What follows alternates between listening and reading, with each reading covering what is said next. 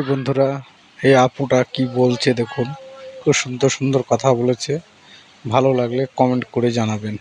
আপনি যখন হেরে যান, ব্যর্থ হন, ভেঙে পড়েন, কষ্ট পান, আপনার কাছে মনে হয় আপনি বুঝি পৃথিবীর একমাত্র দুঃখী মানুষ।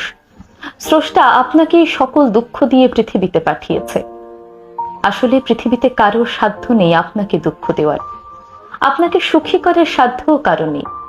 আপনি দুঃখী আছেন আপনার চিন্তার কারণে।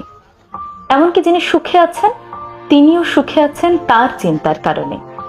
আসলে আমাদের চারপাশে ঘটে যাওয়া ঘটনাগুলোকে কে কিভাবে দেখছে সেটি নির্ধারণ করে আপনার অনুভূতিতে সুখ থাকবে নাকি দুঃখ থাকবে।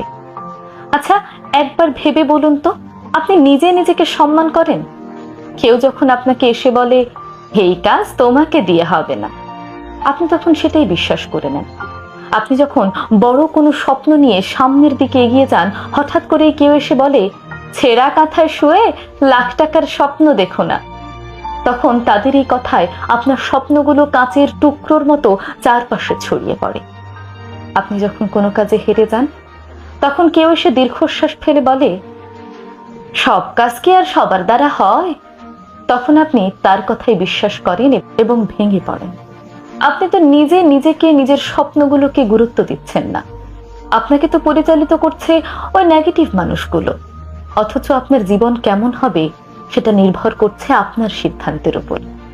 হেরে গিয়েও যারা জিতে যেতে চায়, বারবার পড়ে গিয়েও যারা উঠে দাঁড়াতে চায়, তারা ঠিকই দৌড়ায়। আপনি নিজে হার মানলেই কেবল হেরে যাবেন, নয়তো এই পৃথিবীর কারো সাধ্য নেই আপনাকে হারানোর।